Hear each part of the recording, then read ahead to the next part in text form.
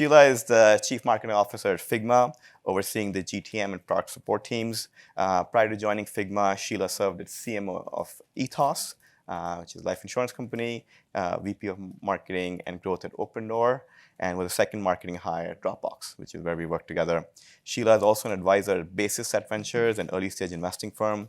She started her career as an investment banker at Morgan Stanley and holds an MBA from UC Berkeley and a BA from Stanford Economics. So Sheila, let's start with the journey at Dropbox. When you joined the team, you were the second marketing hire. We were largely a consumer company looking to make a pivot into selling to the enterprise. Obviously massive change in DNA, massive change in how the product is perceived. You need to think about different set of stakeholders. So maybe just talk a little bit about what the challenges were. How did you approach building or positioning the company in the enterprise space? Started off as one of the kind of premier consumer-led growth companies and kind of ushered in this wave of the consumerization of IT that we saw because the reason the Dropbox was moving from consumer to enterprise is because people were asking for it. What we found were people within organizations who were using Dropbox for personal use wanted to bring it to work. And so they were asking their IT admin to allow them to use Dropbox at work. And so we were pulled into enterprise, and in some cases pulled unwillingly in the beginning until we realized how much money was to be made there, and then it got a little bit more interesting. But you were spot on, right? There was a internal shift we had to make, and there was an external shift we had to make. So I'll start with the external shift, and then can talk a little bit to the internal shift. So on the external side, large organizations saw Dropbox as a consumer company. And I think actually I sat with a lot of customers. In those conversations, I had heads of IT say to me, well, Dropbox is a toy product. I mean, you don't have any security features. You don't have any admin controls. How can I roll this out for my company? And so we had to make a very large statement around our commitment to enterprise and to business for people to believe us. And that statement had to exist on the product side. So we had to have a really strong roadmap of features, both on the security side and on the admin kind of management side, where we were going to deliver what people were asking of us. And that roadmap was largely determined by our customers, the people who wanted to pay for us for enterprise use. They said, look, you got to have these 10 things. Either you have these 10 things and I buy you, or you don't. And so that was how we developed that early roadmap. Of course, after that, it developed in other ways. And then so that was on the product side. On the marketing and growth and sales side, we had to make a really big statement that we were much more than just a consumer company. And so that took a coordinated effort across marketing, brand, communications, and press, our analyst kind of community. We had to establish kind of what the Magic Quadrant looked like with Gartner.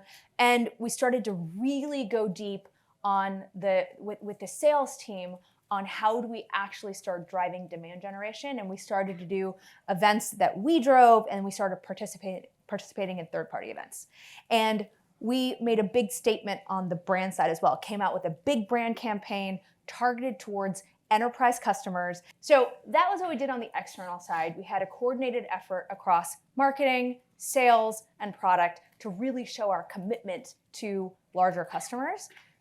We also had to go through a bit of an internal shift, and surprisingly, that was harder in some ways than the external shift, because the DNA of a consumer company is a little bit different than the DNA of an enterprise company. And that was a shift that I don't think we were really prepared for. And it stems from some of the things that I mentioned, right? Like your product development roadmap at an enterprise company is determined by your customers. If you have Nike and Disney saying, I'm going to pay you millions of dollars. I want to pay you millions of dollars. Just build these 3 things.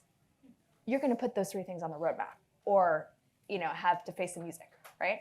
And so that's just a totally different method of building product than a consumer company where you can be like, well, this is what I think the market is going. This is what I think we should build. Here's how we're basing this off of data and support tickets. So it's a totally different model, and that internal shift was a little bit harder, I think, than we anticipated. Quite the transition, and Yeah. thanks to you and several others, we executed really well. And Dropbox is now Wow. 2 billion in ARR, and largely enterprise. So It was a big growth driver for the yeah, business. absolutely. Over time.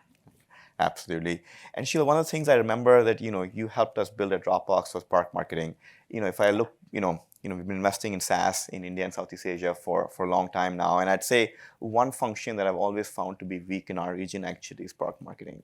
And I always reference some of the stuff you did at Dropbox in the early days to help establish that. Any lessons or learnings for this group on how to approach product marketing? It is sort of different. Brand people get, they see it sort of all around, but product marketing is sort of a different skill set. Maybe outside of the U.S., people don't think about product marketing in the same way, or even really know how to think about it. And what I'll say is that even within like U.S. companies, understanding of what product marketing can do varies across the board. So Dropbox product marketing was probably the strongest marketing function. I was at Open Door, which was a consumer company focused on real estate, basically building the CarMax for real estate is probably the most succinct way to put it. Product marketing barely existed as a function. No one cared. They were like, look, either you're driving growth or you're doing a bunch of pretty brand stuff, and like we don't know what's in the middle, and we don't care, and you don't get any headcount for that, right? And so it actually differs quite a bit on what the go-to-market motion for your company looks like. I would argue in a longer kind of life cycle sale, so one where you have to convince customers of the value of your product. You have to be really careful about who you're targeting and what you tell them. You have to be really thoughtful about the needs of your customers. Tends to be more enterprise businesses, not always. There are plenty of consumer companies that have that as well. Product marketing is more important. The reason for that is product marketing can be the strategic engine of your marketing team.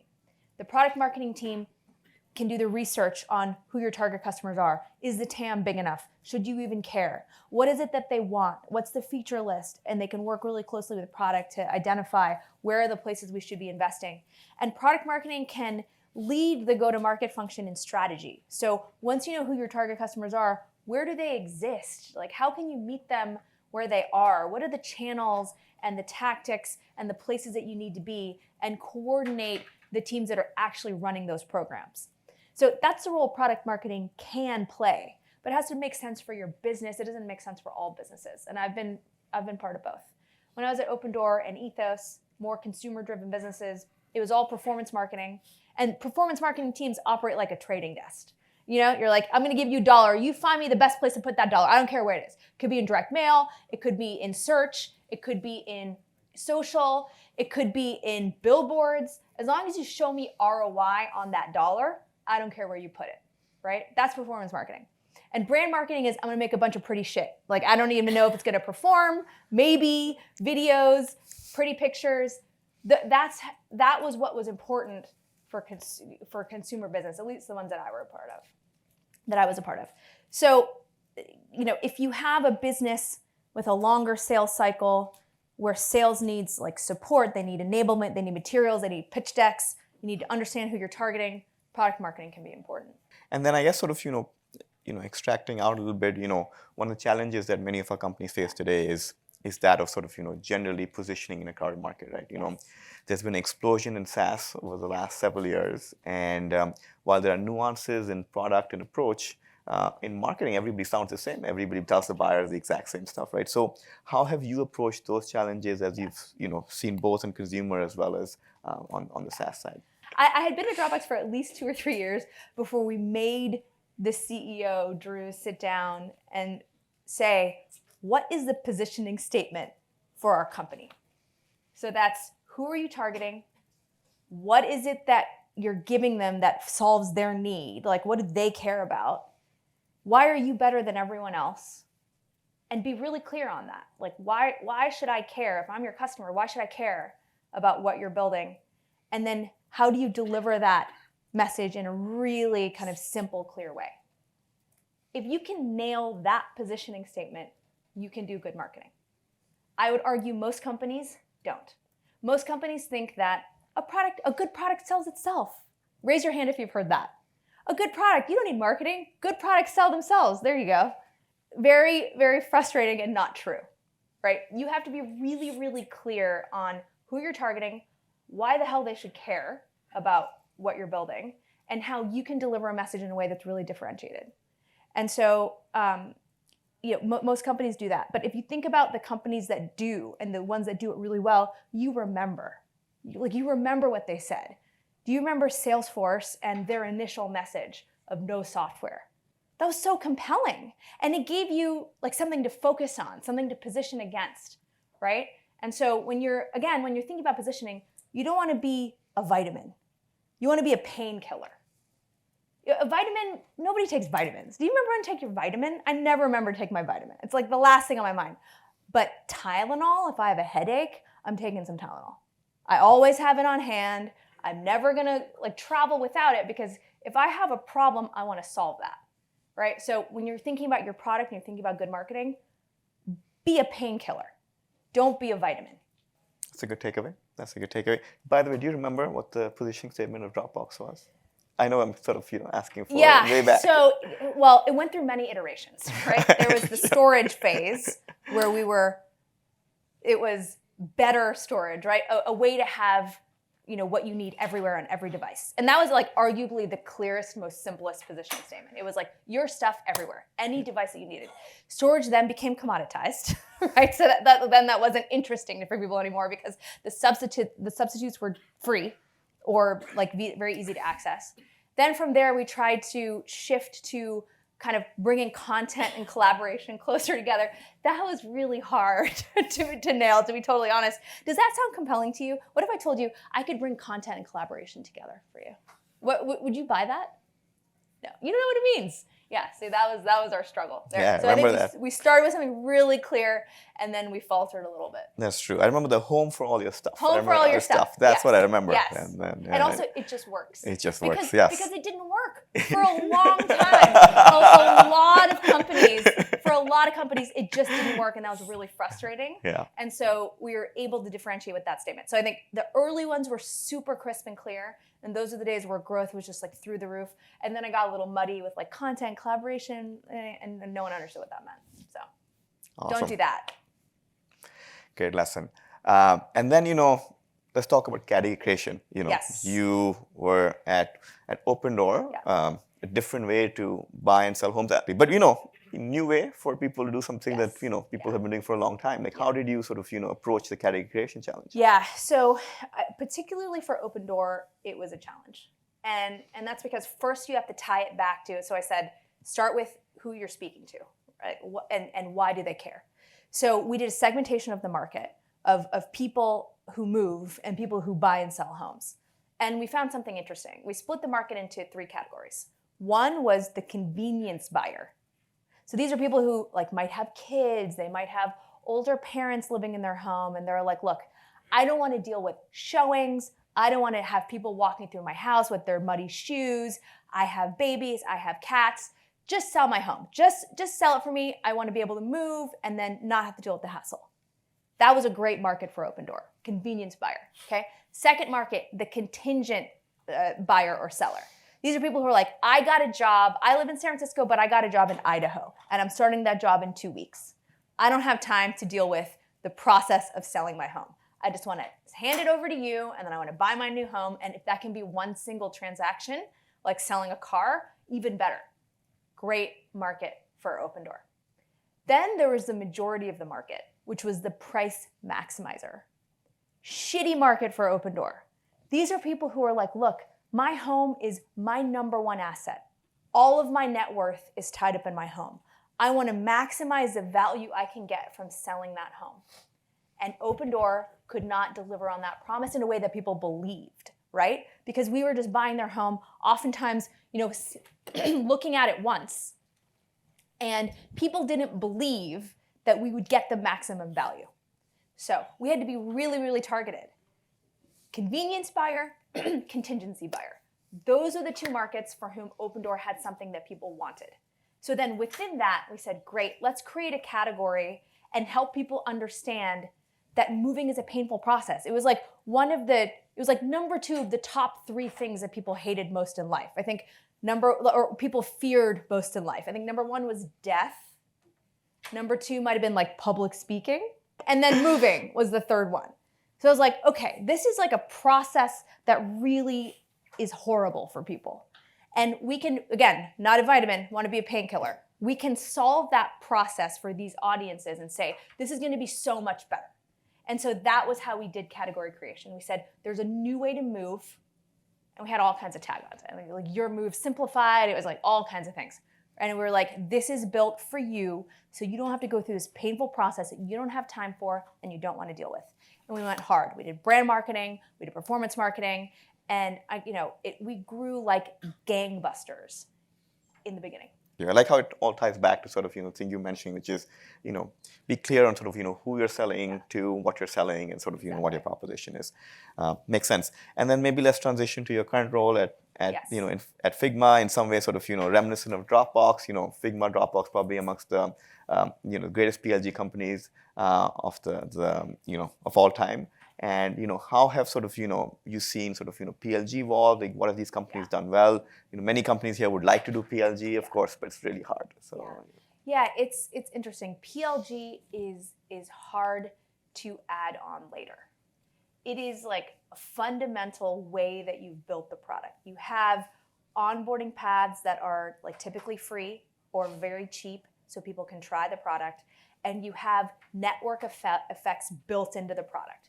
For Dropbox, it was sharing. For Figma also, it was actually sharing, right? Because Figma is an inherently collaborative product. So if you're a designer, you're going to bring your PM and your developer into Figma to look at your designs with you. And so that's like network effects built into the product. And then to be able to access features, you have to pay for a seat. And so that was kind of the mechanics of the PLG motion there. But it's hard to build later. It has to be like built into the way that your product works. The other element that is often overlooked, because I've talked to so many companies that are adding in a PLG motion, but there has to be a stickiness there, right? Otherwise, like when people hit a paywall, they're going to bounce off to the next cheapest thing. Dropbox found that with Carousel. Dropbox tried to launch a photos product. This was like, do you remember this? It was like 2015. Of course. Yeah. Two issues there. Number one, it wasn't sticky. Number two, there were free substitutes. Google Photos, Apple Photos. There are like so many, actually. So many free substitutes, right?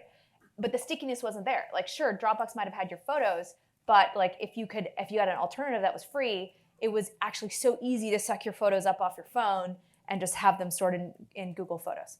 And so that's the third element of a PLG business. There has to be stickiness for Figma. If your product designs are like not only in Figma, but you have annotations and notes and like all the flows documented and the interactions between the flows, like no one's gonna move that stuff. It's a huge pain. Same thing for Dropbox in the original days. If you had like your files and then their sharing relationships were all built in, and different teams at the company or agencies you're working with were shared on certain folders, and like way too hard to move it. So that's the other critical element of a PLG business. You got to have the stickiness there. That like when people have to pay, because people are always pissed off when they have to pay. But I thought Dropbox was going to be free forever. This is a business, it's not a nonprofit. Why did you think it was going to be free forever, right? People are pissed. So when people hit the paywall, there has to be stickiness to keep them in the product and no good substitutes. So for PLG, it's got to be baked in from the start. Baked in from the start. Has to be sticky. And the network effects. Network effects. 3 things. Makes a lot of sense. One of the other things that I think many of our founders today sort of face, and I'm curious, as you've led marketing for so many years, the different elements of marketing. There's, you spoke a little bit about brand and performance and product marketing, and all of these elements need to speak together, and it's a little bit overwhelming if you're a founder, CEO. It's all new to you. How much do you allocate to this, to that? Like, how do you sort of think about all of these elements coming together? How do you sort of see that for early stage company, and what advice do you have for our founders here? Yeah, and most people don't understand the value of brand. I'll just put this out there. Nobody understands the value of brand.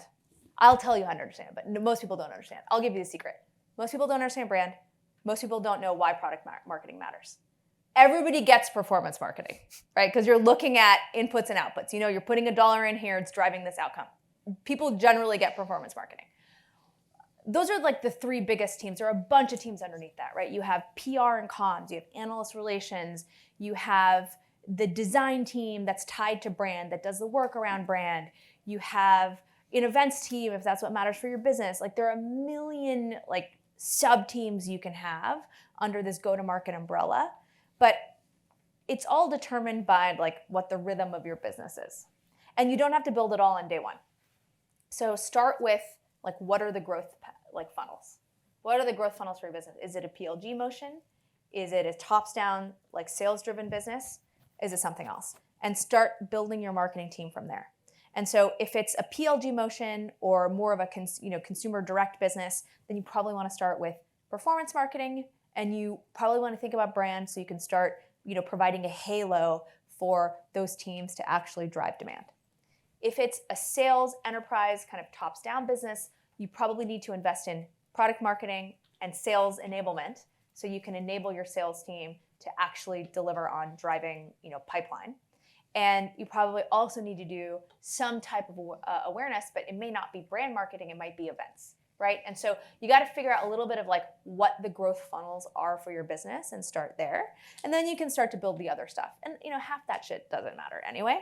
So you got to figure out like what is it that's going to drive your business and invest there. Marketing has been a playground for a lot of the AI companies, and that's one of the first few applications that we've seen. What are you seeing in terms of trends in marketing? What's your view of AI in marketing? How do you see that evolving? I'm bullish on AI in marketing, I'll say. And I think there are a few kind of clear applications and places where companies are already getting a lot of traction. I think first the kind of copy generation space. There are like a bunch of companies in that space. Jasper, there's Writer, there's Copy.ai, there's a bunch. I'm bullish. Like if you can help me generate more content faster, absolutely. I probably need to have a human in the loop still, but if that can allow me to move faster, I'll do it.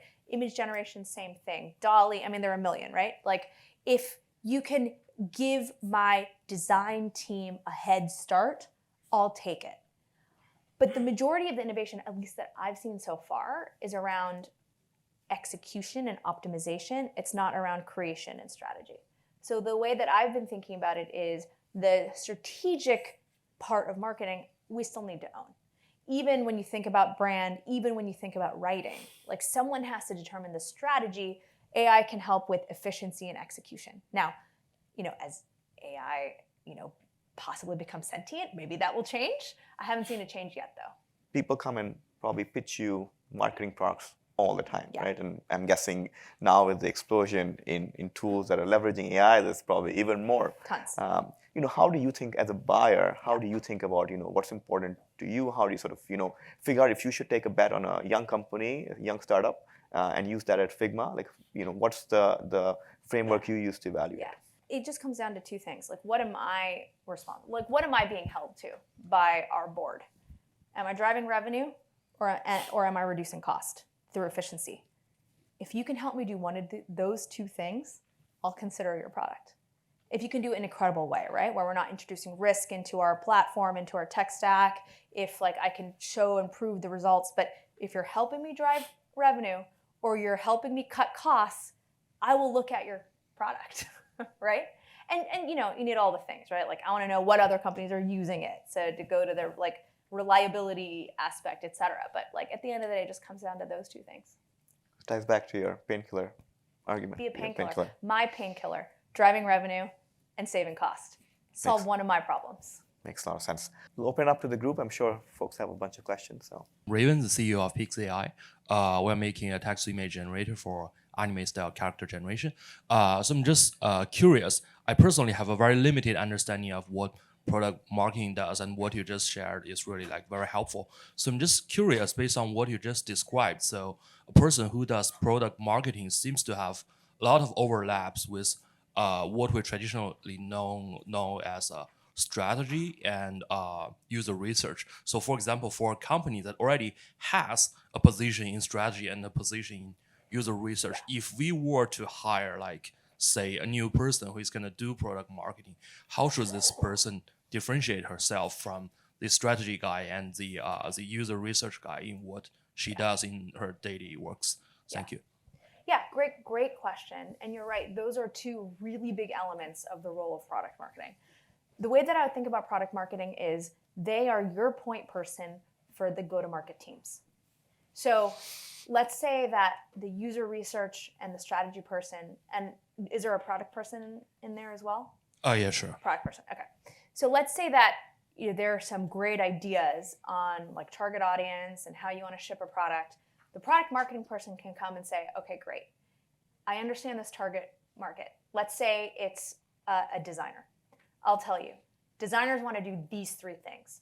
That means that we need to have this type of marketing message. That means that we need to activate these channels. We know social really matters. We know that search really matters because intent is really high. And we know that being a part of these communities is really important. I'm going to orchestrate all of our go-to-market teams to make sure that we're nailing those 3 things with this message so we can make this launch a success. That's one way that they could fit in. Thank you. Sure. With the shelf. Hey. Yeah. Hey, sorry. Hi. So I have 2 questions. Sort of like in prosumer SaaS, how do you think about brand marketing? Like, what should be the budget allocation? When should you enter? How should you think about brand marketing? And I think the same question about PR, like when and how should one think about that? So prosumer SaaS generally operates more like a consumer business, right? There's a pro element because people might be using it at work, but the kind of demand levers operate more like a consumer business. Consumer marketing is an equation, right? Like, how are you driving demand? Like, what's the ROI you're getting from demand channels? And then how can broader brand marketing accelerate that ROI? And that's how you should approach it. So here's an example. We were at Open Door. Open Door, it was probably 99% performance marketing when I joined. And that was literally like we'd put $1 in and we'd expect this return so we could then drive this click to the website so we could have people sign up and sell their home. We took 3 markets and we did a match market test. 3 markets, and we had 3 markets that operated very similarly. And in those 3 markets, I said, we're going to go hard on brand. We're going to do out of home. We're going to do TV. We're going to do press, because press is just a channel for your external narrative, right? So I consider that kind of part of the same bucket of things. And we went hard for 3 months. In those 3 months, we doubled market share in those 3 markets, because the brand marketing made all of our performance marketing twice as ROI efficient, right? It increased the LTV significantly of those channels. And so the case was made for me. I didn't have to make a case for brand because I just proved it right there. And so then we were able to roll it out. And the allocation is generally, it depends on your business. It's generally 80-20, 80% performance, 20% brand, but it depends on kind of the makeup of your business. Hey Sheila, I'm Dan, the co-founder of Brainfish. A lot of organizations generally have distinct marketing and sales functions, and the communication style between those functions can often be quite different. I'm curious at how you look at keeping the communication and messaging to customers consistent across the marketing strategy and the sales strategy, and how you've seen that work really well, and also where you've seen it not work well. It's a really good point, and I think consistency of message is something that when you're moving really fast, it gets pushed to the wayside. But it can impact the trust people have with you, right? Because if they see something in a marketing message and then a salesperson is emailing me like probably every day, at least once, then if those messages are incongruent, it can be a problem. I think about kind of external narrative and marketing. There are 3 levels to it. One level is the 1 to millions. That's your mass market message. That's like what you put in a commercial. That's what you have, in your press message. Maybe that's what you say to analysts. Okay, that has to say one thing, and it's generally at the broadest level. The second level is like 1 to many. That's your website. That's your maybe events that you're doing. That's if you were to do like podcasts where you're reaching a certain segment of people. Then you have the third level, which is 1 to 1. That's your sales team. That's your support team. That's custom lifecycle campaigns if you have it. And you have to say the same thing across those 3 layers, but you might say it in a different way, right? So like the inherent value prop of what you're saying should be consistent, otherwise people will be confused. But in the one-to-one comms, you can be much more personal, right? Like, hey Sheila, I see that you need this at Figma. Here's how we can help you. Versus like the broad channels might be, here's how you drive revenue and why, right? So that's how I would be consistent, but also slightly different focus based on what layer you're targeting. Ish. Can you maybe talk about how do marketing impact retention or the activation of the product? Yeah, so great question. Usually that has got to be a really strong partnership with product there. Because what you have to think about is like, what are the actions you want users to take? So I think at Dropbox we found it was like within the first 7 days. If there are 3 actions that people took within the first 7 days, they were much more likely to retain. Because they saw the value of Dropbox earlier. Exact same thing on Figma. If people shared a file, if they, I need to get better in this. There are like 2 or 3 things where like if people do them right away, they're much more likely to retain and they're much more likely to convert to a paid plan. Product and marketing, and this is typically product marketing if you have this in your organization, should be laser focused on getting users to do those 3 actions. There should be in-product notifications, there should be lifecycle emails, there should be nudges within the product should be encouraging that, there should be onboarding focused on those actions so you can get people to stay and they're seeing the value early. So that's how I typically focus people. And then churn is an outcome of that, right? So that's activation. Churn is an outcome. If you're setting that up correctly in the beginning, then you're not scrambling to keep people later. But there are things that you can do to reduce churn later, right? That's ongoing education. And then like when they're in the final stages, really understanding why is it that they're not getting value? Are you targeting the wrong people? Are you not explaining to them early enough how they can get value from your product? Like, is there a way that you can save them at the end? And then win back is like another thing. Well, very hard to do win back. People have decided something about your product already. It's really hard to change their mind. So I would focus earlier in the funnel. Convince people and show them value early so your work later is much easier. Maybe we can take one last question. I know. Yeah, my question, super insightful to hear about product marketing from you. But my question is like, there have been traditionally companies which have product and product marketing function as separate. Yeah. But now there's a wave of companies led by Airbnb which say that product building should be more like design-centric approach, and product marketing should be one function focusing on sales-led approach to building product, etc. What is your take on this change that is happening? So I was wondering if someone was going to ask me that question. Otherwise, I was going to address it. So we actually had Brian Chesky at Config, which was Figma's yearly event, where he gave that talk. And it was basically, product shouldn't exist. It's just product marketing. Obviously, I was thrilled. Who's not going to be thrilled? I also worked at Apple briefly. You left that out of my bio, so I'll work that in. I'll work that out with you later. Next time. I worked at Apple in product marketing, and at Apple, there's no product manager. Like, it is product marketing. So, look, those roles can have a lot of overlap. And it depends a little bit on, again, going back to kind of the growth funnels for your business. Like, if you need product marketing to own the channel distribution and the go-to-market side, then that can be a natural split with product, right? So product focuses on like working closely with engineering, managing like the roadmap and how you deliver and the timelines, et cetera, on the product side, and product marketing does the same thing on the go-to-market side. That could be one natural split, but you might not need both of those, in which case you can combine, and Airbnb has done that really effectively. Thank you for doing this. I know you had a busy morning. Thanks for having me. Thank you. Really It's enjoyed the discussion. amazing. Thank you.